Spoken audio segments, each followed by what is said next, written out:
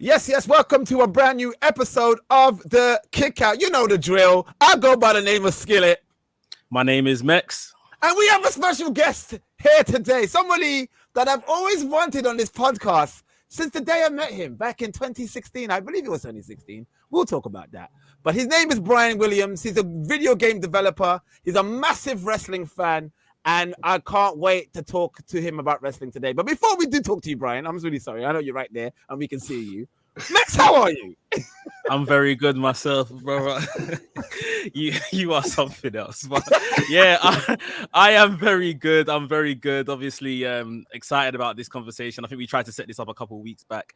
That's right. Yeah, apart from the crazy wrestling news we would have heard yesterday, everything's been good, man. Yeah, we got to get into that. But no, without further ado, let's talk about Bryan Williams. Bryan, thank you for joining us today. Brother, it's good to be here. Like Meg said, I know this has been a long time coming, but here we are. And it's good to see you, Skill. It's been a long time, brother. It's been a while, man. I feel like the day we met, it was one of those things where you just get on with somebody instantly. Our connection was just so, I don't know, it was so weird to describe because you were doing I think we were both doing a press junket at the time. Yeah. Obviously, I was representing One Extra and obviously the KickOut podcast. You were representing Yukes. Was it Yukes you were looking for? Yukes at the time, or? Yeah, I was with Yukes at the time, but we were actually representing WWE.com in Japan. Right, that's right. Yeah, they used to Yukes managed the Japanese WWE.com site. So for WrestleManias and some of the bigger events, we would fly out there, interview the talent. That was my role. I was interviewing the talent and everything, which is where we met. And like you said, the first time I met you, Skillet, it was like an instant, just like, oh, this brother's cool. Yeah, vice versa, man. And also because there's not that many brothers in, like covering wrestling, so I think that was something I was like, oh, man. And then you're from the UK. I'm like, oh, man, I love the Brits. You know what I mean? Thank you, my bro. Yeah, I think we were kind of a bit ahead of the time. If you look at, especially from a UK perspective, if you're looking at the podcasting scene right now, it's a lot of brothers. And I guess in American perspective too, there's a lot of American, brothers there's a lot more now out there that are doing it. But especially in the UK, there's a dominant force rising. You got the likes of Mex, who's joined us. He was doing his own thing before he joined us, and he was an I wouldn't say fan. That's a bit of a strong word, but he was a supporter. I was a fan, bro. All right, he's gonna say that. No shame in it, bro. I really appreciate you saying that early. But he was a fan of ours, and you know what? And I looked at Mex. Mex is somebody that I was just like, yeah, this guy's got everything. He's got everything in the bag to become a successful podcaster in his own right. He's got a great show of his own called WrestleMania UK. He does his own great interviews, great talent, great concepts for different things that I haven't thought of, like things out the box, but you could dissect and talk about wrestling in different ways, and he's great, and he's an unstoppable giant. So to have him part of the podcast as well, I'm privileged to have him with us. And there's another force called Rest Things, who are they based in South London, Max? Am I wrong by that? No, they're all over the place, east and north and west. So they're a collective. But they're a collective. Yeah, they're like Avengers, man. They come together. They're like Avengers. Yeah, they're like Avengers, man. They're unstoppable, and they are really doing some next level things with their podcast as well. So shout out to Wrestling. Funny enough, Bryan, they were actually, we won't talk too much about it, but they were very excited to see what's going to happen with the AEW game. So they were talking about it on their podcast, and I tweeted at them to say that we will have you on here today. So it was a very exciting time. I'm excited for it as well. And I just got to say, man, I am honored to be here talking with you guys. I really am. Like, bro, the honor is all ours, bro. I see a Harley. Is that a Harley Quinn? That's my Harley Quinn back there. I'm trying to set up a better background. Me too, bro. I just really didn't give it much thought. I need to maybe add this. I got my Orange Cassidy figure. Yeah. That would be pretty cool. Put that in the back. Definitely add that, bro. I mean, your background's better than mine. I got like a random guitar. I got a jacket hanged up in the corner. It's not like wrestling. Just I'm sorry, Mex. Look at Mex. Mex is all professional. He's got his logo professional shit. Oh, yeah, Mex has got the lighting. No, you can swear him, but Bryan, you don't want to see what's behind this banner. That's why it's banner. And behind that banner is the Intercontinental strap, Mex. Don't try that. But Bryan, let's talk about you and your before we talk about your collaboration, how you got into video game developing and working with Yukes, and because like you said, when we met, I was so impressed by you because you were working for obviously Yukes and WWE.com in Japan. And what is it? Am I right? I mean, I know you were talking to a lot of the American talent in English. Yeah, You can't speak fluent Japanese, right? No, no, I cannot. No, my Japanese, I know, Skoshi. I know a little bit. I know enough to, if I'm in Yokohama or Japan, I know enough to get around, navigate the subway stations, restaurants, all that kind of stuff. But no, I am not fluent, which is, I know, because I do work for a Japanese company. The only brother that's there, but I've got a really good translation team that kind of helps me out. So when we met, I was interviewing the talent in English, which is why they wanted me there. And then it would then get translated and put on the Japanese website. Yeah, I remember that. Yeah, I remember we were with you. Yeah. And how long were you living in Japan for? I've never lived in Japan. So you didn't? So all that time you wasn't living in Japan? Nope. I spent time in Japan. So when I joined Yukes in 2015, January. So I joined them proper because we have an office in LA, Culver City. It's like a little satellite office. So that's where I worked out of. And as we were still, working on the 2K series, I spent time in Japan during the summers, getting the game ready and stuff. I mean, the most time that I spent there in one sitting was about 3.5 months. They put me up in a temporary housing. So, I did that more than once, which is, I love Japan. It's like a second home to me. But by the 3-month mark, I'm like, okay, I need to have a conversation with somebody that can understand me and I can understand them. I started to go a little stir crazy. But I love Japan. It's a great place. I've never been, man. Mex, have you ever been? Yes, I've been. I went to Japan on my honeymoon. Nice. I decided to kind of hinge it in, give my missus somewhere to go. So we went to Bali as well. But I said, this is my opportunity. If I'm going to that side of the world, let me go to Japan. And we actually visited the Tokyo Dome. Like, it was a tour. I never saw any matches there. And we went on the bullet train to Osaka. We saw a match there in like a little promotion. But I remember Ishii was in the main event. Okay. Saw Kairi Sane on that card as well. Oh, nice. So, yeah. Oh, you did well, man. You did well, bro. That's amazing. Yeah, but very expensive. I find it very, very expensive in Tokyo. Yeah. So you were in Tokyo. So I'm in Yokohama every time I go. Like, you've seen more Japan than I have because I've never been to Osaka. Every time that I'm there, because I'm there for work. So I'm in Yokohama. I'll venture out to Tokyo on the weekends and stuff, which is only like, 20-minute train ride. Yeah. But I have seen my fair share of wrestling. I've been to the Tokyo Dome once. Not for wrestling, though. You got a tour. I was there for a baseball game. Okay. Okay. But I've been to Korakuen Hall, I don't know, 40 times. Crazy. In my life. I've seen a lot of wrestling in Japan. Loads of New Japan? New Japan, yeah. New Japan, I've been to, I would say like 98% New Japan shows, 2% pro wrestling, no. Oh, I did do an All Japan show. It was like an anniversary show one day. Sick. It was like a 6-hour event. It was crazy. See, I'm envious, man. I've seen Japanese wrestling in England.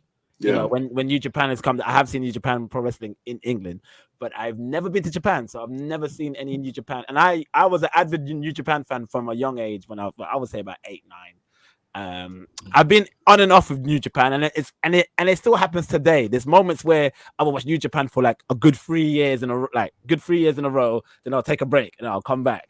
That's kind of what's happening now. I've kind of taken a break from New Japan, but I'll be back. I know they're gonna do good things again.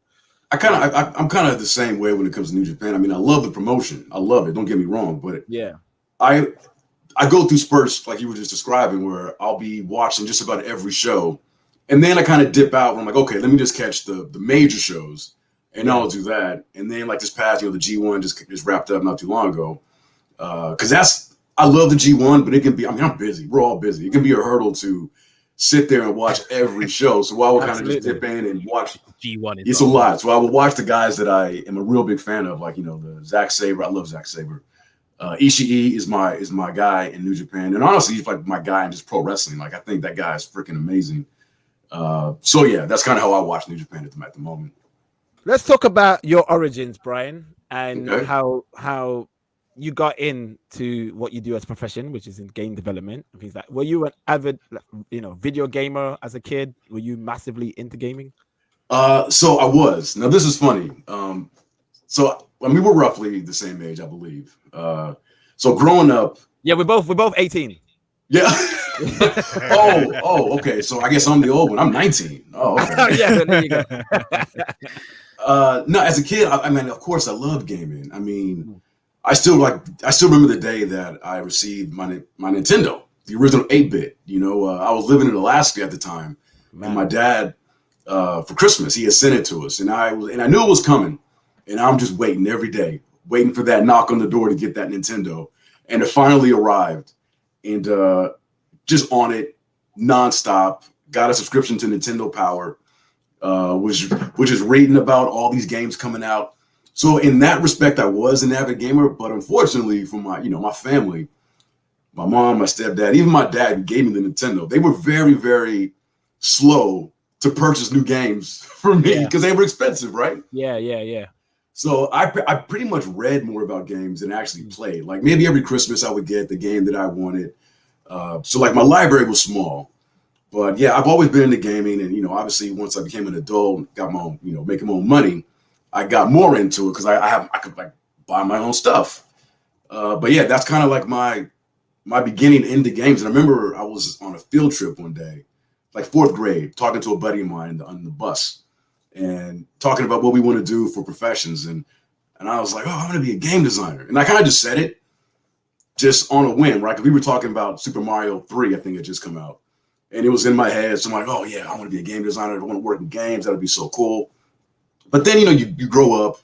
Other things kind of enter your mind. And, high school, college, I was like, that's not going to happen. I'm never going to be a game designer. So, I mean, I kind of just, that idea left me. And it's funny. So it is funny how it did end up in this industry.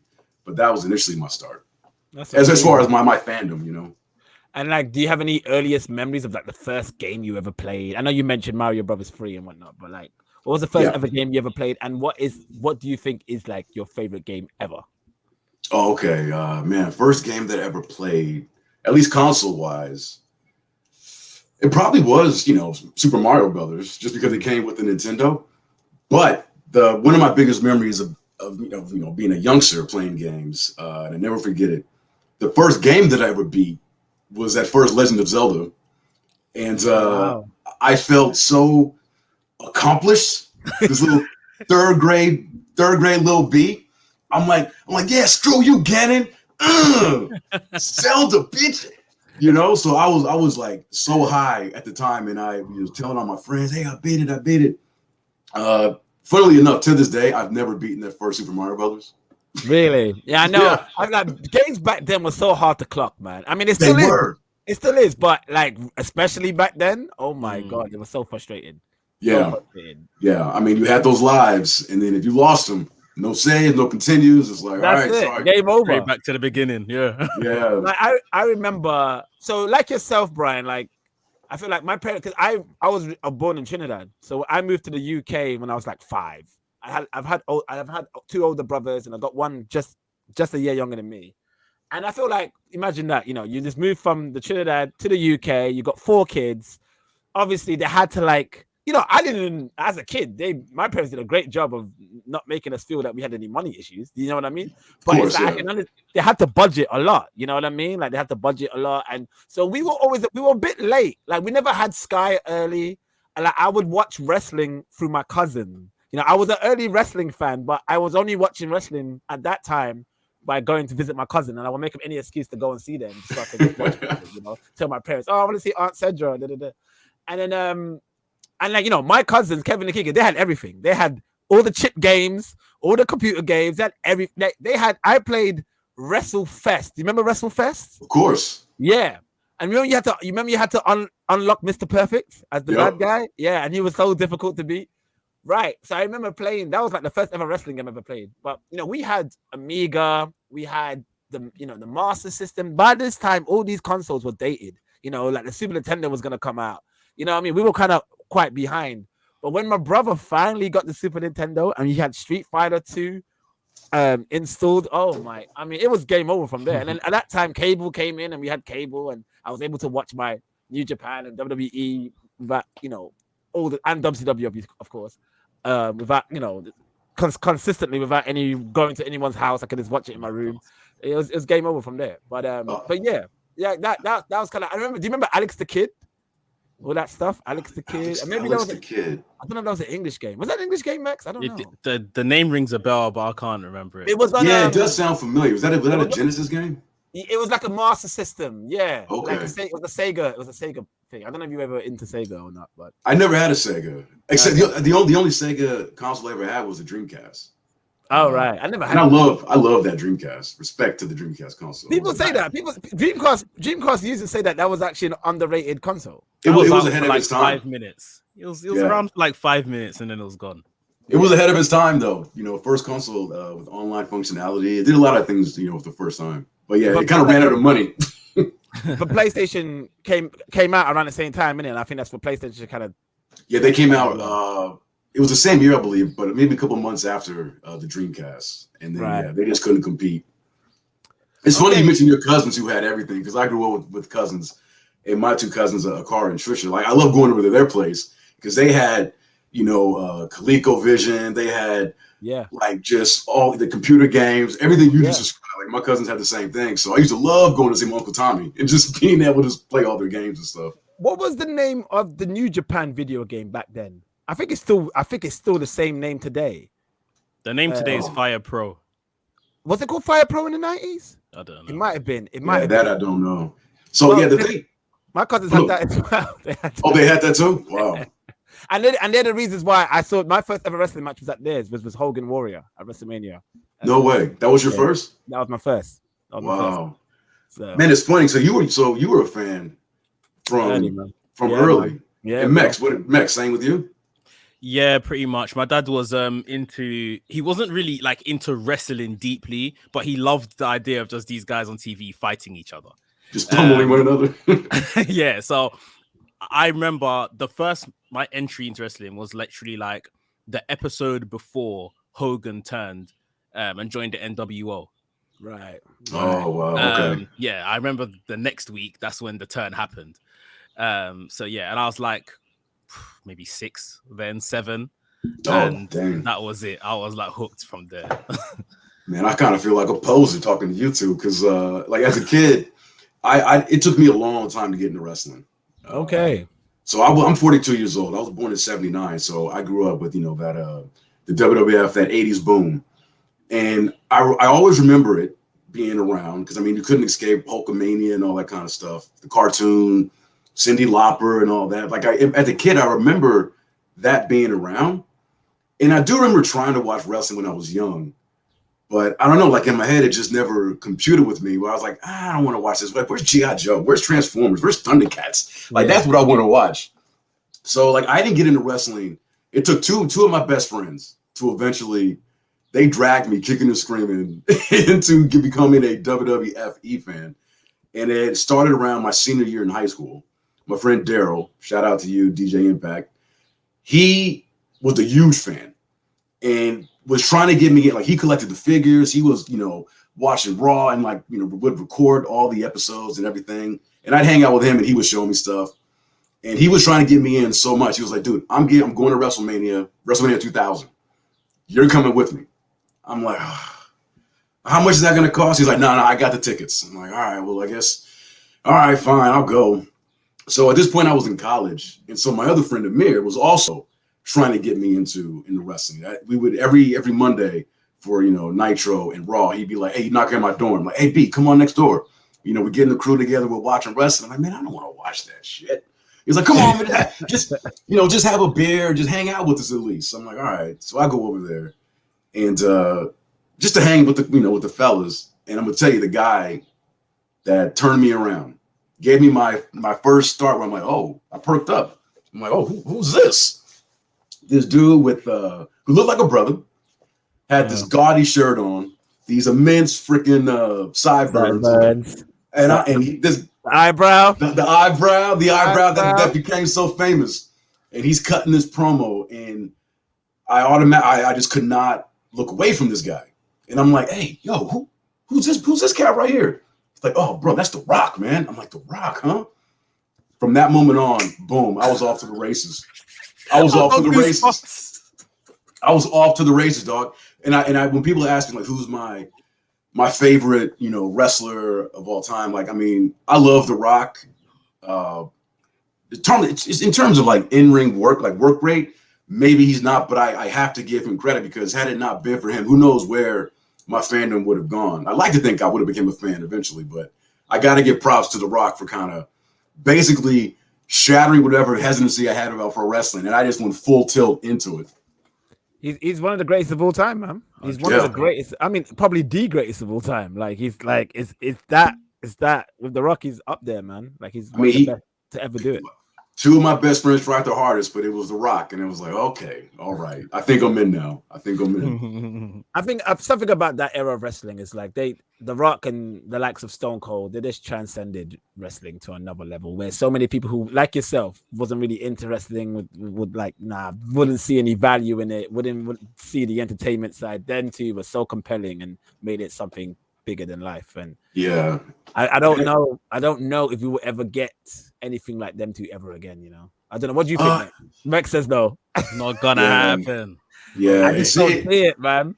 It does seem unlikely now at this point. Even though there's some great talent out there, but at the same time, there's so many other entertainment options too, where it's just going to be much. It's just not going to be anywhere near as easy as it was back then, where no social media.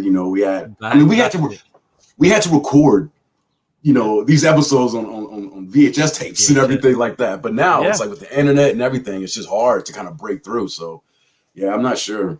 Yeah, the reality stuff, man. The reality just kills something like that happening. You just literally thought Austin and Rock hated each other. Like, why did these two men not get on? Like, but it was so entertainment. I actually made a VHS tape. Shout out to Elijah from the Buttons crew. They'll remember this because I went to school with them, and they used to come round to mine. And I made different series. Like I was such a geek with it that I would record very different wrestling videotapes of like my favorite matches. So I did like a Benoit versus Liger series from New Japan and stuff from WCW. I had that on VHS. I made a Austin versus Rock thing. So I actually literally recorded from 97 to 2000, and I think it would have been up to 2003 at the time. Their whole feud. I had that all in VHS and like that's awesome, man. Yeah, I know. I need to find these tapes. It's somewhere in my mom's house. I need to find them. But and I did the whole invasion angle, even though that was a terrible angle. But I thoroughly enjoyed it at the time because that's the closest I got to seeing my dream. Of course, yeah. WWE. That was the closest I got to it. So I was just like, I was still like living vicariously. Oh, this is amazing, but it wasn't really that good. but should we talk about some wrestling before we circle back to Bryan as a game developer? We'll get into that in a minute. Mex, can you please talk about the world of wrestling? What's been going on? Well, the big news was the releases that all happened yesterday. It was yesterday evening for us. I guess it's maybe during the day for those in the States. WWE, they're back at it again. They said that these releases are going to be fairly regularly over the course of a year. Saw 18 talents released. I just got a list in front of me. Scarlett Bordeaux, Frankie Monet, Ember Moon, Trey Baxter, Karrion Kross, Oni Lorcan, B-Fab, Jessica Meyer, Zayda Ramir, Gran Metalik, Lindsay Dorado, Jeet Rama, Katrina Cortez, Nia Jax, Keith Lee, Harry Smith, Mia Yim, Eva Marie, all released from their contracts. Some were on TV during the week, last week, stuff like that. And it's come out as well, like the method of release. So we know that John Laurinaitis is the talent relations guy over there at WWE. He's back in business over there.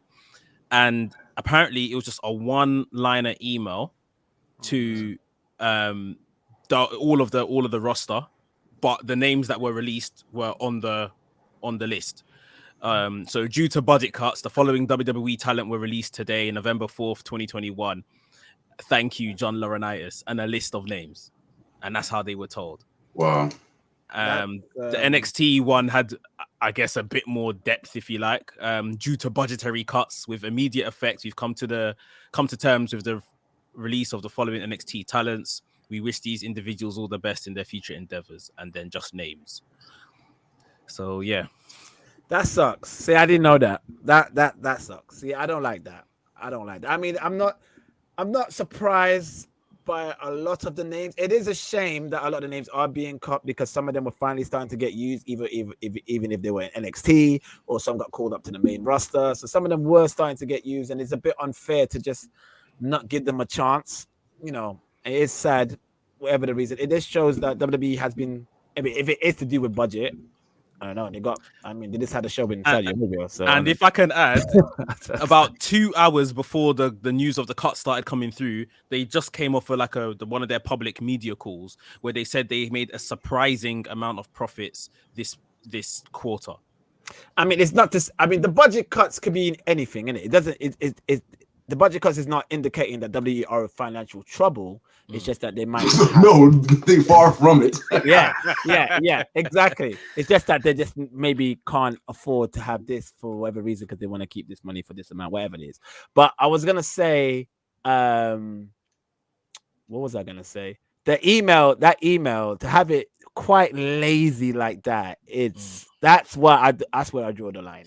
You're a number, unfortunately. Yeah, but if you're terminating that, we use you, we don't use you, we drop you to one side, we'll get the next guy in. I have some admin experience, and I would not ever do an email where I feel that I could just log Mex, Brian, whoever in and be like, "Hey guys, you're gone." I would definitely give a personal email when it comes to that stuff. Yeah, just the curtness and the bluntness with how they did. I knew about the releases, of course. I didn't. Max, thank you for providing the information about that email. No problem. I didn't know that that's how they disseminated this information in that fashion. Like that is, man, that's. You've got to think. Obviously, there's a UK tour going on right now. The likes of Frankie Monet, Taya Valkyrie, married to John Morrison. John Morrison was performing live in Sheffield last night when that email must have come through. He's probably come out of the ring, opened his phone, seen text calls from his wife, an email, a generic email. And, half of these people are in the UK, won't probably get that immediate opportunity to say bye to their friends, their colleagues, etc. They don't think about these things, man. They don't care. They don't care. That's what it is. They don't care. That's man. And I was worried about Taya. As soon as NXT got rebranded to the NXT 2.0 and all this stuff came out about how they're just focusing on younger, the younger, greener talent. I mean, she'd only been there for, has it even been a full year? No, like 5 months. Wrestled something like that. 4 matches. Yeah, and it just seemed like okay, she does. Apparently, she doesn't fit with what this new directive. Oni Lorcan, a guy who I've been a big fan of. Me too. For years.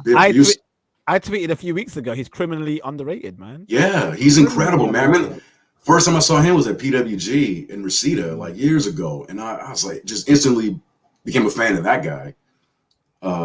So yeah, I mean, obviously, my heart goes out to everybody who lost their job yesterday. I mean, it's never a good thing.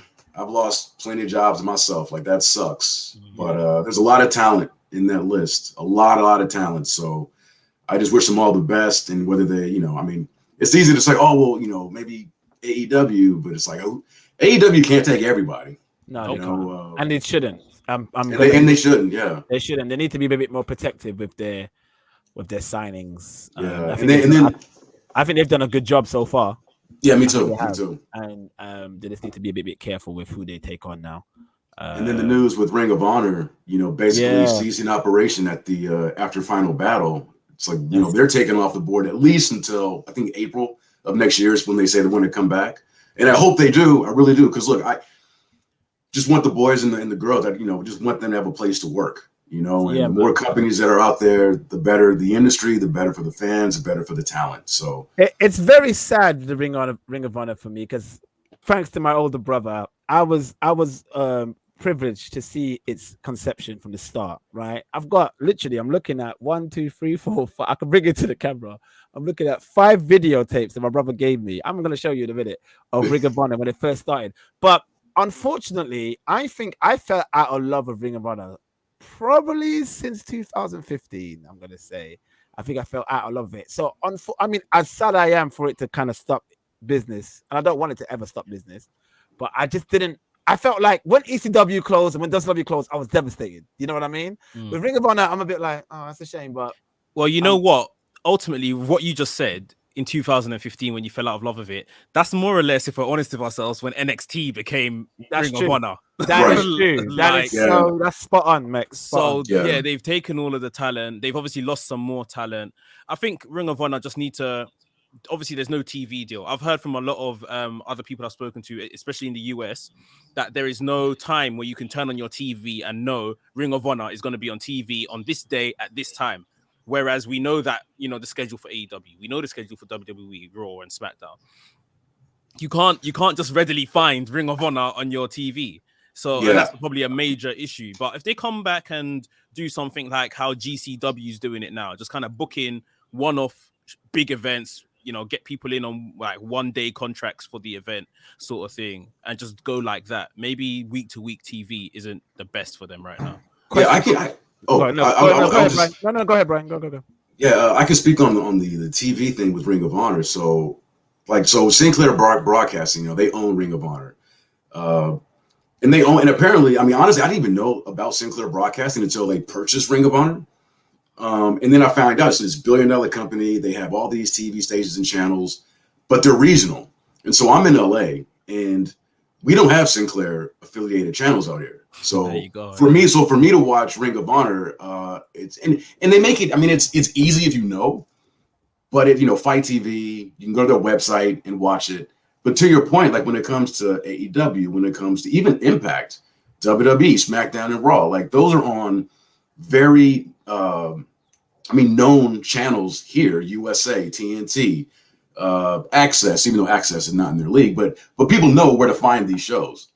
But the Sinclair, even if you live maybe on the East Coast, Midwest, if you have Sinclair, I think because it's syndicated, to your point, Max, it depending on where you live, it doesn't even come on at the same time.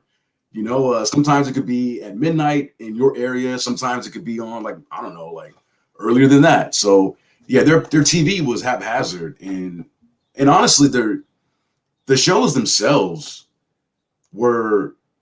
Because they pre-taped everything, or they were taped shows. So a lot of times, like you try to watch it, and it's like it was just hard to kind of follow. I thought, the programs, the storylines, and all that. But the wrestling is always good. I basically would just buy the pay-per-views and kind of just like, all right, well, I'll catch up. Yeah.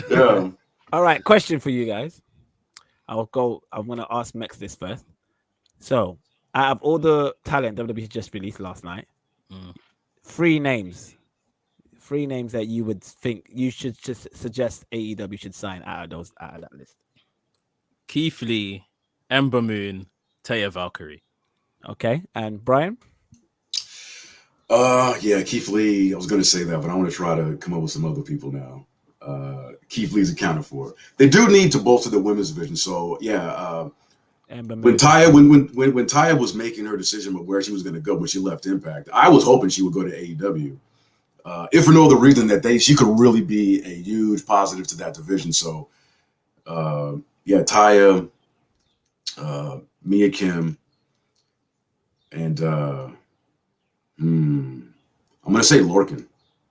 Only Lorcan, that's a good shot. That would be fun. That'd be good. It baffles me why Taya Valkyrie just didn't go to the main roster, she doesn't need NXT. No, I know. That was a wasted opportunity by WWE. I think they were doing what they did with Bobby Roode, where they thought, let's give Taya some rub on NXT, and then build it even though the fans know who she is, but maybe make the wrestling fans do the job of making the casual fans know who she is. That's what happened with Bobby Roode. Yeah. And then it just didn't work out. And unfortunately, they should have done that with Bobby Roode, if I'm honest. I did like Bobby Roode's NXT run, don't get me wrong. Brilliant. But they should have just injected him straight to the main roster with that glorious gimmick. They should have done that, because I agree. It's a shame that Bobby Roode's not being used like he should. I do agree with Taya. I do agree with Ember.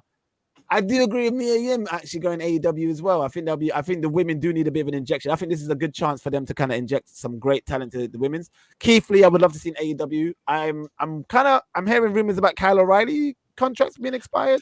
Yeah, at the end of it's either the end of this month or maybe the end of December. It's the end of December. That was the next thing I was gonna say. Yeah, so Kyle O'Reilly's contract December 31st. That's it. Okay. Now Gargano was the same as well. He's in the same boat, and Kevin Owens is January 2022. Brian, weren't you with me when Adam Cole debuted at SummerSlam in 2017 in Brooklyn? Weren't you with me? Were you there? Am I making this up? Adam Cole? In NXT. When he showed up and debuted on NXT. Oh man, I think so. Yeah. We were going nuts. Yeah. And then I would love to see Undisputed Era in AEW. I mean, it won't be called that. It won't be called that. But no, them against it'll be called Red Dragon. Yeah, bring back Red Dragon. Exactly, Red Dragon from Ring of Honor. Bring that faction back. Bobby Fish already has music. He's already got the Red Dragon music. So Red Dragon against All Elite. I mean, I'm up for that. Yeah, me too. I'm up for the Young Bucks and Kenny Omega. Oh my God, that's some show. Yeah, and Kevin Owens just seems like a gimme. I think Kevin Owens is going as well.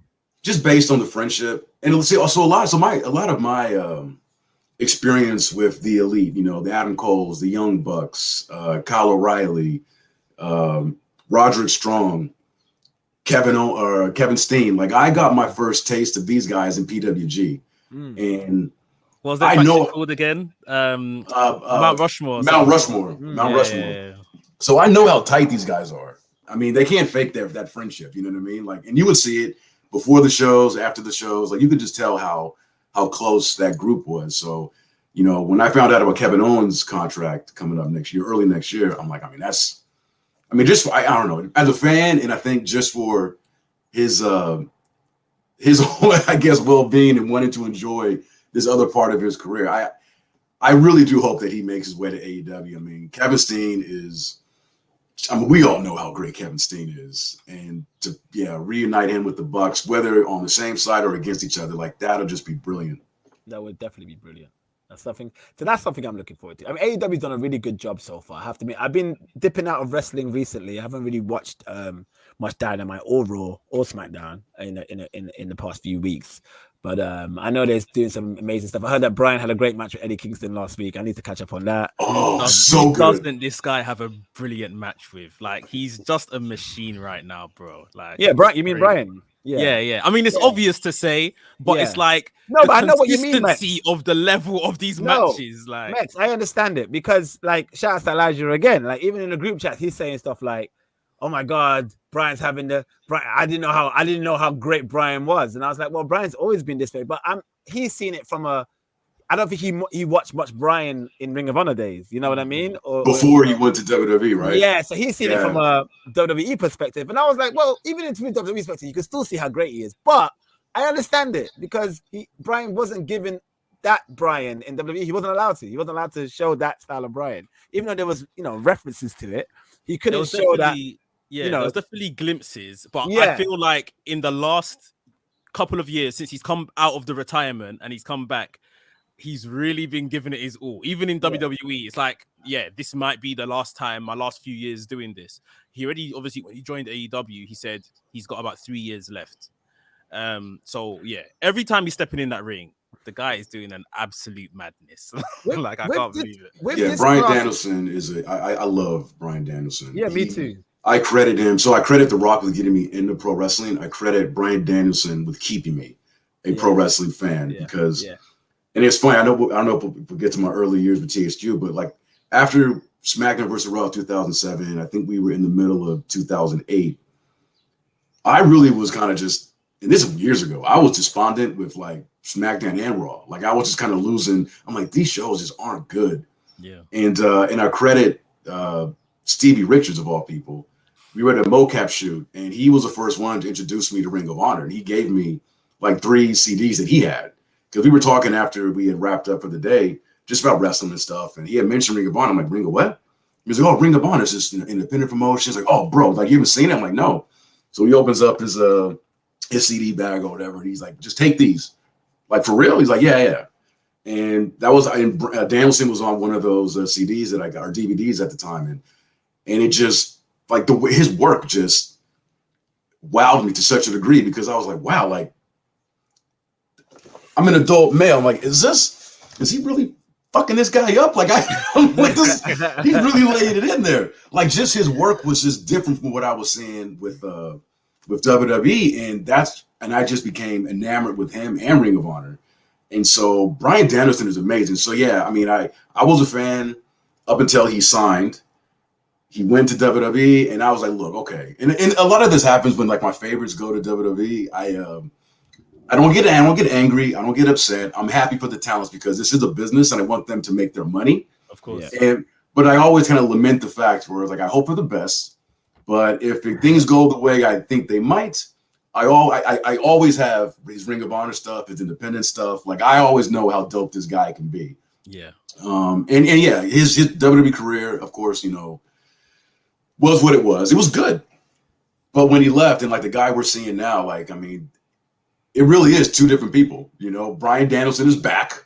It's like he never left. And, you know, Daniel Bryan is another version of him, but I'm just loving his run that he's on. Every match that he's had has just been a tour de force and like pay-per-view quality stuff that we're seeing. Skillet, brother, you got to see his match with Kingston. I've seen it twice already. I will. I'm gonna watch. Yeah, because I think I have all these from that class of generation of wrestlers till today. I think he's the greatest of all time. Yeah. And it's ironic too, because like in Ring of Honor, you know, he called himself the best in the world, and then Punk took that. Yeah. But So good. No, go ahead. No, I said Bryan. He's you could just ring off the list of names that he's had that's classics with, you know, from before WWE. Like, you know, the Kenta matches were like one of my favorite matches ever, and I feel like ever since those matches, everything he's done is kind of. You know what I mean? The Guinness ones are crazy. Like when the uppercuts and the Guinness is all bleeding and all, I was just like, bro, this is crazy. And you know the stuff he did with Samoa Joe and Bryan, he's different with it, man. Yeah, he's something special, man. He really is. Yeah, he really is. I think when it's all said and done, there'll be like a new. I'm looking forward to the wrestling fans today that's growing up watching him and where he's placed in their Mount Rushmore. You know what I mean? Like, because you know our wrestlers are fading out, you know, we're getting older. You know, but yeah, that's good. Should we anything else to talk about wrestling wise, or should we just talk about Bryan's in-game style with the game? Let's talk about the gaming stuff. This is what people want to hear. All right, so Bryan, what was your first job getting involved in the game developing world? So right after college, so I graduated. You guys call it university over there? College, yeah. You know what I'm talking about. Yeah. We have college and we have university. So college is like what you attend to just before you attend university. Got you. Okay. So right after college, and it's funny too, because I was like a super senior in college. I was having way too much fun, and I was like, okay, I got to buckle down and like finish. And so I refocused myself, but to do that, I had to let a lot of stuff go. So there was a time for maybe about a year. I kind of just got out of wrestling. This is 2003. And, you know, I wrapped up, you know, my college. I went to Cal State Northridge here in LA. And so I graduated, you know, and I was like, man, I finally did it. This is great. Didn't think I'd make it this far because I had thoughts of quitting college. But I'm glad I stuck through it. And so the first job that I ever had, like straight out of college, was at THQ. I got a job as a video game tester. Amazing. And now the funny story about this, I've told this in different shows and stuff, but so I didn't even know. Do you guys remember The Real World on MTV? Yeah, of course. Yeah. Okay. So when I was in college, they had a season of The Real World Boston, and there was his brother Cyrus who was on there, and I love Cyrus on the show. And when that season wrapped up, a couple months later, they had a Where Are They Now type of episode where it was like checking in with everybody, seeing what they're up to, and they checked in with Cyrus. And, you know, the camera's following him around and he's explaining how he's got like this job as a game tester. And I was like, what? That's a job? I was like, you can do that? Because I had no idea. And I just casually mentioned it to my girlfriend at the time about how, I just saw this guy Cyrus in The Real World. He's like a video game tester. Doing that as a job. That's so cool. It's like, I'd like to do that. Just in passing, right? Fast forward, you know, months and months. I finished college. I graduate. And my girl, I think it was the day after, she sends me an email. She forwards it to me. She, unbeknownst to me, had contacted THQ about a potential job for me as a video game tester. Wow. And she set up an appointment for me to go down there and talk to them. And I was like, what? And I was like, baby, that's just amazing, you know, for an interview. And I went down there. I mean, the interview was nothing. It was like, you got two thumbs. Can you write a complete sentence? Boom, there you go. You're hired. But I did have to do a 2-week training course, which was paid, but it was kind of laughable. I mean, a monkey could have gotten through this training. Like they put up the most. I think what game did I test for 2 weeks? It was like a Nickelodeon game that THQ was famous for putting out. That whole library of stuff, and it was so. I mean, it was so obviously buggy. Where they're like, okay, so find something wrong, document it down, da da da. So like 2 weeks later, of course, I mean, not of course. I mean, I get the job. Like you'd really have to just not show up to not be hired. But that was my start.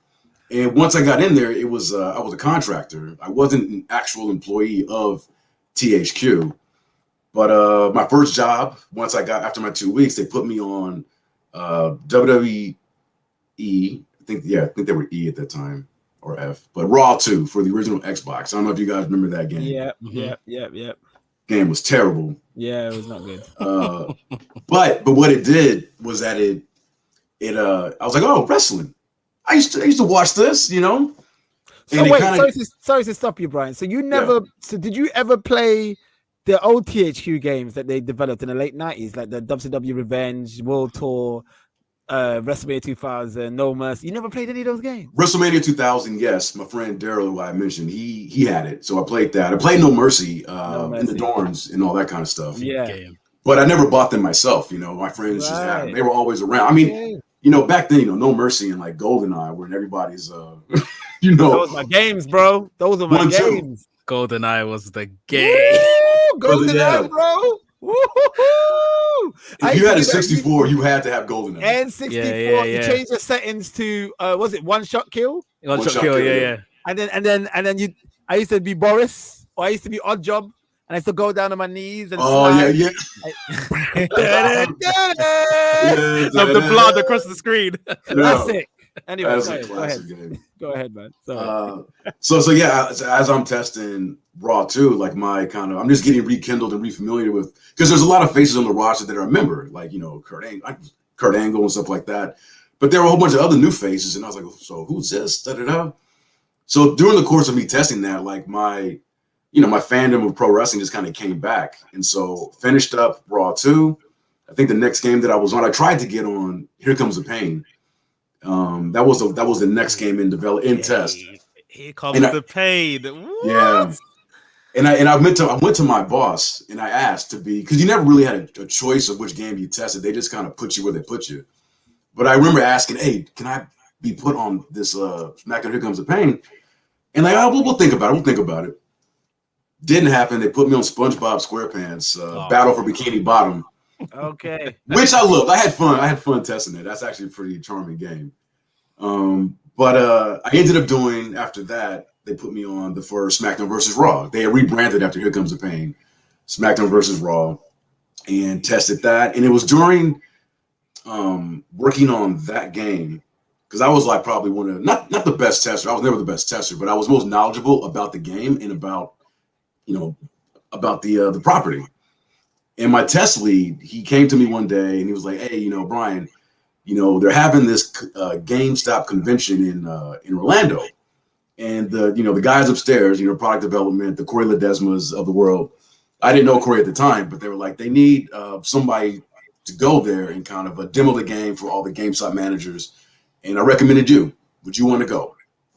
And I said, "Yeah." Said, anything to get out of this office, this testing environment, because by this point in time, I was about ready to quit testing. I'm like, all right, I'm kind of done with this. And in the back of my head, I'm thinking, man, Cyrus was doing this. He must have been on some hard times, because being a video game tester is not a glamorous job. The pay is whatever. It's terrible. So I was like, anything to get out of here. So I went on that first GameStop show in Orlando, and yeah, I just, I think Albert was there. Prince Albert, he was like injured at the time, but because the WWE sent a wrestler to sign autographs and stuff. So I'm there demoing the game. Got a chance to meet Albert. He got me an autograph, and I didn't meet Corey on this trip, but I met the guy who I would eventually replace, which I didn't know, but Devin. And Devin was the designer working on the title, and me and him just kind of clicked immediately. And so we're running around the convention. Stan Lee was there. I'm up there demoing, and Devin comes over. He's like, bro, Stan Lee's over there by Activision, because I think Activision had one of their X-Men games coming out at the time. Yeah, you did. And they had Stan Lee signing autographs. So Devin comes over. He's like, hey, let's go. I'm like, I can't leave the station. And he grabs control. And he's like, yes, you can. So me and him go to Activision. He knows people there, so he basically had us cut in front of the line, and we got a chance to meet Stan Lee. And again, got another autograph. And I was there for 2 days. Just had a really fun time. And again, it was just nice to be out of the office. Went back to LA, continued my testing, and I think 2 weeks later, I got sent on another trip. Again to Florida. I forget if it was like Tampa, but it was a similar situation. And I'm like, oh, again, this is cool. Didn't think anything of it. Go back to work, and I'm just working. One day, maybe like 2 months later, I'm working on, at this time, Big Mother Truckers 2. Again, just like really looking for a way out. And I'm working one day, and my test lead, again, different test lead, but he's like, hey, Brian, there's someone out in the hall who wants to talk to you. So I'm like, who? He's like, I don't know, somebody from upstairs. So I go out, and it was Devin and this other white guy who I'd never met before, Corey. He introduces himself. Hey, I'm Corey Ledesma. I see Devin. I'm like, hey, what's up, brother? Give him some dap. And they both basically just asked me if I would be interested in, working with them on the WWE franchise, as a designer. And I'm looking around. I'm like, y'all punking me right now. Like, this isn't funny. Don't this isn't funny. They're like, no, we're serious, man. Like, if you're interested, I mean, we can't promise anything, but there's a spot coming up, and in Corey, this is Corey telling me, he's like, Devin has a lot of good stuff. Says a lot of good things about you. The product, and all this, that, and the other. And I was like, yeah, absolutely. And so, they said, okay, well, we'll be in touch. And so I went back to work, and I'm on cloud 9 at this point. But again, it's almost like being a wrestler, backstage in WWE, which I've been plenty of times. I got stories about being backstage at Raw, SmackDown. As I'm sure you've heard stories, they'll tell a wrestler one thing, but it never comes to fruition. So I kind of have that same mentality where I'm like, this sounds good, but I'm not going to put all my eggs in this one basket. So I ended up applying for a gig, another job within QA, the game evaluation team, which was it was like a 6-person team that they didn't test, but what they did was they evaluated other competing titles that were similar to games that TSU had in production. And we would write documentation, like analyzing what they're doing versus what we might be doing. Great job. I got a nice, pay increase. So I'm happy, and this was, maybe a month and a half after I talked to Corey and Devin, because I hadn't heard anything. And so I get this job. A month into that game eval job, they come back, Devin and Corey, and they're like, hey, you still want in? I know you just got this new position. I'm like, hell yeah. And so I got a formal offer, and I went and I told the game evaluation guys, look, I'm sorry. I know I just got here, but I've got this great opportunity upstairs. Yeah. And they were all happy for me. They're like, no, B, of course, man. You got to take that. And so, yeah, I started in 2000. This was 2005 summer, because SmackDown versus Raw 2006 was in development, in test. And I joined the team. And my first, I guess, creative work on the franchise was Corey put me in charge of working on the mini games for the PSP version of SVR 2006. And that was kind of my first. I don't know if you remember that version of the game, but they had these crazy mini games. Like one was like Eugene, where you had to control him down the aisleway, and he was almost like moving sideways. I've watched it on YouTube. I haven't played it myself. Yeah, don't. There's no need to. That was my first stab at designing anything. And yeah, I mean, that was a start. I mean, the first time I actually really started doing full tilt design work is starting from pre-production on was, the next game, 2007. And it's been off to the races ever since. Oh, that's wicked, Brian, man. That's awesome. And right now, I mean, we won't talk too much about it, but you are currently involved in developing the new All Elite Wrestling, the first ever All Elite Wrestling video game, right? The first ever console All Elite Wrestling video game, because they do have the mobile GM, the mobile game, GM game and the casino game. But yeah, this will be their first console. And this is a much anticipated game. A lot of people will say, I think Kenny Omega has come out and said that it's going to be like a throwback to No Mercy. Yeah. So okay, I mean that's the direction that we are aiming for. Yeah. And with the previous games that you worked on with the WWE, like you were also involved with the 2K games. I was, yeah. Max, do you have any questions on these 2K games? Yeah, so it was just, I guess, shout out to Supine Smokey. He's in one of our group chats. Yeah, shout out to Supine. He's a G. I like him. He's a real wrestling head. I never met him, but if you guys like him, I like him too. He's a real wrestling head. And he was asking, and pull up his question. He goes, how do you set up a motion capture team? How do you get in touch with the wrestlers for motion capture? And then on the day, what sort of stuff kind of goes down in the session for it? Okay, that's a good question. So how do you get the team started? So when I was at THQ working on the WWE franchise, initially, so I started directing motion capture in 2007 with SmackDown versus Raw 2008. Prior to that, I would be on set with Corey. He was a director, and I was basically his assistant director, kind of just learning under him what to do, how the whole thing operates. Early on, anytime we had a motion capture shoot and we needed talent, we went through the WWE, and they will send us their developmental talent either from Deep South Wrestling or OVW. We didn't really have any sort of, like, it wasn't like we were just picking, like, oh, we want this person developmental or this person. They basically just sent us who they wanted to send, unless there was something very specific, like we needed a Rey Mysterio type or something of that nature. Then they'd be, okay, well, who can do the flips and all that kind of stuff? Which is how I mentioned Stevie Richards earlier. He was sent out in one of those earlier motion capture sessions. Not that he was in developmental, but I think he might have been either just off TV or they wasn't using him back then. And I think he was the one doing all the motions for like Undertaker entrance and stuff like that, right? Am I right about that? He might have been. Those early shoots, I kind of forget. So it blows my mind. It probably they don't wasn't. actually send the actual person. The actual person just doesn't come. No. Well, I'll get there. Unless you really go for it. No, go for it. Yeah. So early on, they would send us. I mean, I worked with MVP. Shout out to MVP. That guy is a real one. He's a fan of the podcast. Even I wouldn't say a fan. He's a friend of the podcast. I should say he's a friend of the podcast, and we love him too. He's a great such a good dude. And I'm not even gonna say that we're friends or anything like that, acquaintances. But over the years, I would see him at events where me and you, Skillet, would go to, like some of these conventions and not conventions, like press events, and maybe we had a wrestling show.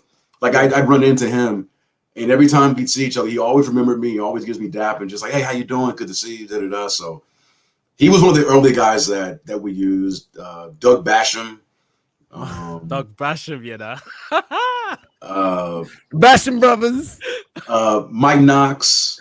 Bill DeMott was a trainer from Deep South, so he was there early on. He didn't suit up, but he was there just kind of like so the WWE, when they would send the talent, they would also send like a chaperone, for lack of a better word. So Bill DeMott was there several times. Tommy Dreamer was there several times in that capacity. I met my friend Mike Taylor, Micah Taylor. He was in Deep South at the time, and he would eventually end up, him and his wife Tracy, ended up becoming one of the most prolific mocap performers. Wow. But I met him in 2006 and got his card. We exchanged information, everything like that. So we used the WWE talent up until they shut down OVW, or they not shut down OVW, but they left OVW, went to Florida and started up FCW, right? Yeah. And so once that happened, they basically, the WWE, they basically told us, when it comes to motion capture, we really can't send you these talents anymore because we're doing TV and we need everybody. So if you know any wrestlers, or you can field your own team, basically. And so we were like, oh, okay. So I cultivated this team, the team that would eventually become the A team. And it started with me reaching out to my friend Cassidy Riley, who was in developmental. I worked with him previously, and he had been released. And I reached out to him, and I was like, hey, man, we're having a mocap shoot. If you know some other talents, these are the type of guys we're looking for. So he helped with the original crew that we had. Cassidy did. Brought in, man, I can't forget his name. He's gonna kill me. He was the former TNA guy. He was. Oh, damn it. Let me see. I'm looking at. He's gonna kill me. But you better remember his name, boy. I know. Chase Stevens. Oh my God, Chase Stevens. Jeez. Okay. Oh, Chase Stevens. Yeah, Chase Stevens. He was part of the original crew. David Young. He was part of the original crew. And we had another guy that rounded out as a fourth. I forget his name. He was a nice guy, but he didn't really take to motion capture. And then over the years, when other people got released from WWE, people that I had met, Mike Mondo from the Spirit Squad, Mikey. Yeah. He became a regular part of the team. Micah Taylor, who I mentioned earlier, him and his wife got released. And then he reached out to me. And so I was like, dude, you're back. You know, we're fielding our own team now. So then Mike Taylor became a fixture. And it kind of just grew from there. Some guys would come in and out. Harry Smith, you know, we had mentioned him. You know, Harry's a friend. He worked several of our shoots. There was a time where I needed, you know, a high flyer, another one, a cruiserweight guy. And Sanjay Dutt had just been released from TNA. And I ran into him because I think he did PWG shortly thereafter. And it was like during the intermission, I went up to him and I introduced myself and I said, hey man, I'm a big fan. And basically just asked if he would be interested in maybe possibly doing some motion capture work for the games. I gave him my card. And that was it. He reached out to me, said he was in. And so he became very underrated talent, Sanjay Dutt. He is. Sanjay, he's an amazing person and just fantastic. It was a shame because he signed with the WWE as a development. No, sorry, he signed with the WWE after his career is kind of done and he became an agent. But as a talent, and now he's with AEW as an agent. Now he's back. Yeah, now he's in AEW because he got released last year, didn't he? I think he lost his job last year. I think he left on his own. Oh, he left on his own. Okay, I think so. Yeah. Oh, okay. So that's pretty much how, you know, the teams get fielded, and then again, sometimes we had a core of 6, but then if we're doing cutscenes for story mode or universe mode, and we need to bring in other people, you know, that's how, you know, I bring in a Low-Key, another good solid dude, Trent. I've known Trent since 2008. I think he was on that last team of WWE talents that they sent us. And the first thing he did in WWE, even before he went to, I think like OVW or FCW, his first gig was being sent to us, which was cool. So Trent's a great dude. So when Trent got released, I'd reach out to him and I'd bring him in because I kept in contact with everybody. And before you know it, I just had this like Rolodex of like all these fantastic human beings and great performers who were wrestlers. And, you know, you kind of bring in guys, some were specialists that needed like a big man. And then he just had the standard crew. But Adam Pearce worked with him a lot, you know, before he went to NXT, and now he's on WWE, another great performer. When we added the End of Days, that move, you know, Baron Corbin does it, Happy Corbin. yeah. I think we added it as part of the DLC move pack for 2K15. And Pierce was the one who did it. Did a great job with that original version of the move. And so yeah, I mean, I'm being long-winded and I apologize, but that's how the teams were formed. That is so fascinating. Yeah. And you work because I love the 2K games. I know I think I speak for Mex as well. We love those. I love those games. Like, you know, the fact that you can do community creations and you can download people's customized wrestlers that look exactly like a 2K character, and you know, just the storylines, the storyboards, and everything that you can do with it. I love those games. So what was the last 2K game you worked on? 2K19. So 2K19. I love that. I still play that game today. Yeah, the last one was a bit of a So when you left, it all started crumbling down, Brian. Is there a coincidence? Not just me. When the team left, when Yukes left, or we were no longer working on it. I never played 2K20. I mean, I've seen videos and I've obviously heard about it. But I want to go back to the mocap stuff because I want to answer the other questions. Yes. So you had mentioned, Max, about, you know, we never use the actual people. Yeah. There were certain situations when we would bring in the regular talent. So I remember, so 2 examples, more than 2. MVP, when he actually made it to the main roster, And we had, he does a ball and elbow. He does a little hop step, ball in, then with the elbow. If you remember the original games with him in it, like that move looked terrible because the steps were all off. I had my boy Micah Taylor. He did it, and he's really tight with MVP. So he was like, "Oh, I got his motions. I got his motions." Didn't look very good. So in order to correct it, we had a shoot coming up for the previous year's game, and I had requested through our project manager, Frank. I'm like, "Hey, Frank, if it's possible, the WWE will lend us MVP for just a day so he can do his taunts, his moves, his entrance." So they allowed it. So he came in, did all his stuff. Crime Time, same thing. We needed somebody with some rhythm. We didn't have. I loved our crew. A lot of these cats, they didn't have any rhythm. They really couldn't move the same way that JTG and Shad did. So they came in one day. And I got to work with both of those guys, and they are fantastic. So what you're saying is that all the black men with a little bit of sauce, they had to come in and do the job themselves because they can't be imitated. Yeah, I guess there's that. And then Pac, the first year that we did the Moves Pack for our DLC, I think it was was it WWE 13 or 2K4? I think he came in for 2K14's Move Pack. But he had just signed with WWE, and I'm a big fan of Pac.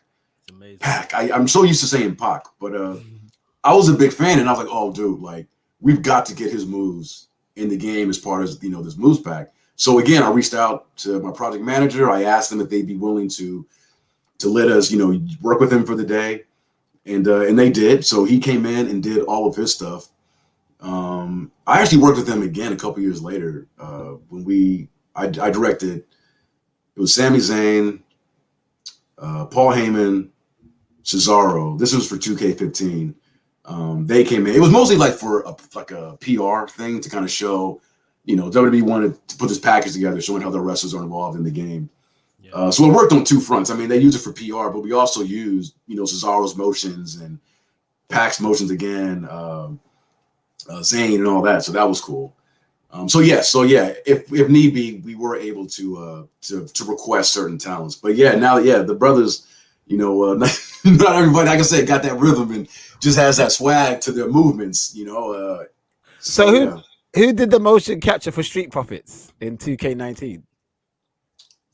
So once I left 2K and I began working with Yukes directly, I was out of the motion capture. Okay. So the last shoot that I did for WWE was for 2K15 in 2014, because by 15 I had left and I had joined Yukes. So when it came to mocap on that, the only thing I did, I helped select the moves for the guys, but I wasn't there on site. That was all 2K doing the motion capture. Okay. I think that I don't think they got brothers doing Street Profits on that one.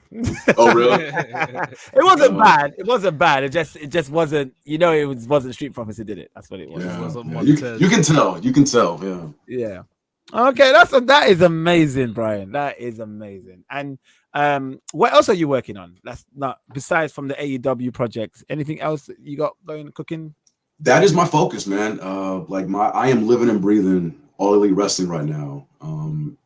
In terms of my weekly wrestling viewing habits and my job. I'm completely focused on working on this game, on, like you said, serving our audience, AEW and just pro wrestling fans in general with, the fans need a really good game at the moment. I mean, it's been a while. A good alternative as well. A good alternative. Yeah. It's been a while, and that's everybody's focus. Everybody at Yukes, everybody at AEW, that's our primary focus right now, is just to deliver that best in class pro wrestling game. Something that everybody's going to enjoy. Like if you watch AEW, if you watch Independence, if you're just a fan of pro wrestling, we just really want, we just want to serve that our fan base, because they're hungry.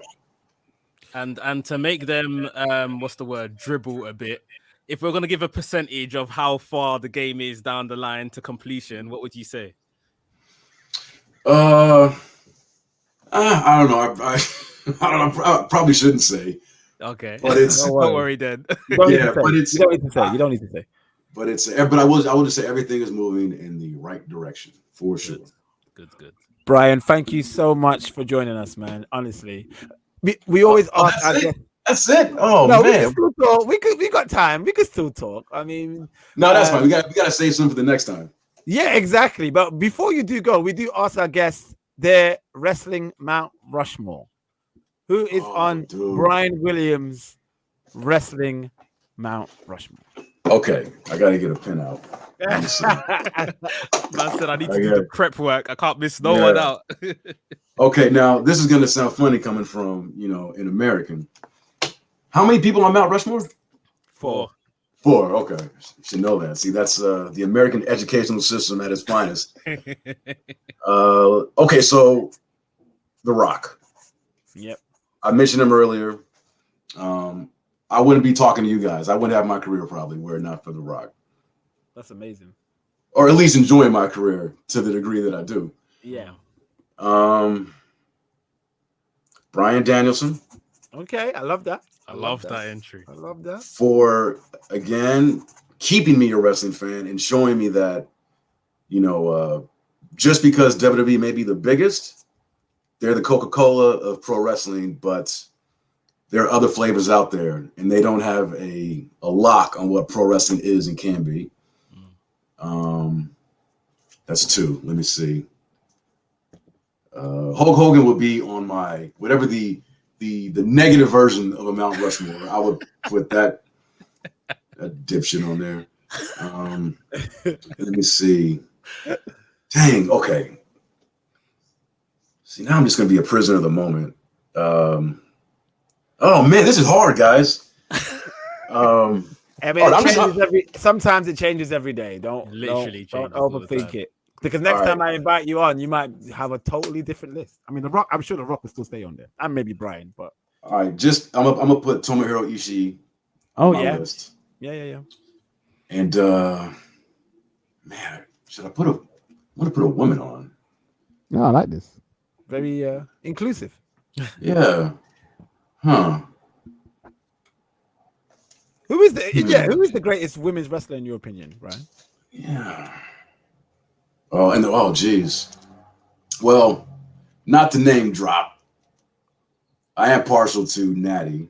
Again, she's a friend. I think Natty is fantastic. She is. She actually is. Yeah, what in ring wise, she's one. In ring wise, she's definitely up there. She's a heart, though. She's a heart. Them that family. I know, yeah. They're just different breed. Jeez. Sasha Banks. I love Sasha. A couple of years ago, I was asked this question in terms of black wrestling. He was my Mount Rushmore. I said Sasha Banks, and I got laughed at. Why? Yeah, why? She's incredible. I don't know, but I think since then, now everyone can see, how great she is. She's fantastic. Yeah, I was literally dragged on Twitter. Yeah, she's always been brilliant. Like I think one of the only few people to have like a 5-star match in that women's division. Mm-hmm. Her and Bailey. Okay, I've given this some thought. Thank you for okay. So Sasha's incredible, man. So all right, so this is less of a Mount Rushmore, or maybe it's a Mount Rushmore that's still under construction. So some faces and names may be removed later on, but I'm gonna say Asuka. Asuka's sick, man. I love her. Kind of. Asuka is. I think. I mean, male or female. I just think she's one of the best pro wrestlers working today, and has been for a long time. And I think she kind of gets left out of the conversation a lot of times because she's been in WWE for a while now, and kind of not saying she's like slid to the background, but there are other people that are kind of being pushed in front of her. But Asuka is sick in between those ropes. So The Rock, Bryan Danielson. Oh man. Who did you just think of? Oh, I gotta add Kenta. All caps Kenta. I love Kenta, man. All caps Kenta. Man, Kenta, like pre NXT. Bryan, when I heard the news that they were signing Kenta back in 2014, I went nuts because I was so excited for everyone to see what he can do. And unfortunately, it didn't work out the way I wanted it to go for him. I really want him to. I don't know why they don't use him much in AEW like they did with Suzuki. You know, I feel like they gave him that one tag match, and I think he was in another match, and that was it. And Kenta was gone. But I think AEW should use Kenta more. I would love to see a Kenta versus Punk match. I would love to see that. Yeah, Kenta versus Punk. They need to run that. 100%. Kenta versus Danielson. I know that Danielson wants that match again. Were you with me when Kenta did press in 2018? I asked him about these matches, but he was like, "Oh, thank you so much for acknowledging those matches, but I really kind of want to talk about my WWE career." And I was like, "Yeah." So I was like, "Oh, okay, sure." Aleister Black, yeah, great. Yeah. I really wanted to geek out about his NJPW and his not NJPW, his Noah career. His Noah career and his stints at Ring of Honor. That's what I really wanted to talk to him about. But he was adamant to keep it about WWE. So I was like, all right, okay. Kenta is one of the most influential wrestlers of the early 2000s. Yeah, absolutely. Samoa Joe. What we see today is straight out of Kenta's textbook. Yep. In AEW and all the stuff that happened in Ring of Honor, all the stuff that happened in New Japan today. That's why when New Japan finally signed him, after he left NXT, there was a big excitement about it because they've always wanted Kenta, but obviously he was one of the most copied wrestlers of those early 2000s. 100%. Changed the game. Changed the game. And so my was it the first? It was. Speaking of Kenta, the first Japanese pro wrestling event that I went to. In 2006, it was me, my coworker Dan Ryan, who used to work on the WWE Games with me, and Justin Leeper, who was the Road to WrestleMania designer. The three of us went to Budokan Hall for a Pro Wrestling Noah Autumn Navigation event, and the main event was Marufuji versus Kenta. Classic. To this day, and I have the DVD. Yeah. I have a region-free DVD player just so I could watch it. Watch it. They went 60 minutes, did a 60-minute, did a Broadway. It was one of I've seen a lot of wrestling. I'm not going to say if it was the best, but it is one of the best live pro wrestling matches I've ever seen in my life. It was just amazing. So I'm okay. Sorry, Ishii. I'm taking Ishii off just for sentimentality reasons. Putting Kenta in there. I like this. And I'm putting Kenta in there. Yeah. I like this. I like it. Awesome. Yeah. That's a good Mount Rushmore. That's a good list. I think so. Yeah. But again, ask me the next time. It'll be. All right. Max, any other questions before we sign off? Nah, man. It's been an absolute pleasure getting to hear your story and just seeing these things from another. Because we just buy the game and play it. I don't think about all of this other stuff. Mind blown that the actual wrestlers don't do the motion capture themselves. I don't know if that's something that's common, but amongst other games and stuff. But yeah, I didn't expect that. But no, been a pleasure speaking to you, Brian. Honestly, the pleasure has been all mine, you guys. Brian, thank you so. Brian, you're my boy, you're my brother, and I can't wait to buck up with you again. We'll meet up in the other side of the country, when I come back to the States on your side, or if you come to the UK. If you ever come to the UK, Brian, we got you, man. We'll take care of you, man. Oh man, I will. Hey, you know what? I'm gonna hold you to that. No, definitely, we'll show you around. But Brian, thank you so much for being a guest. This is long overdue, and we're definitely gonna get you on the show very soon again. We'll probably do next time. Maybe AEW does a huge pay-per-view. We'll get you involved in a review or a recap. Okay. I love that. Good luck with the game. We're looking forward to playing it next year whenever it's out. We are so excited and chopping by it. So we don't have to talk much about it, but we are very excited about the game. So well done with all that, brother. And thank you for your time today. Really appreciate it. Thank you so much. Of course. Appreciate you guys. Brian, thank you. And I'm Skillet. I'm Max. Follow us. That's Max. Brian, do you want to give out your socials for anyone that wants to follow you? Yeah, the only social I do is Twitter. My handle is at TrueBWill, TruBWill. There's no E in True. And so, yeah, you can follow me on that. I don't do a lot of posting. I try to, but when I do, it's something impactful. I love it. I love that. Max, do you want to give away your socials?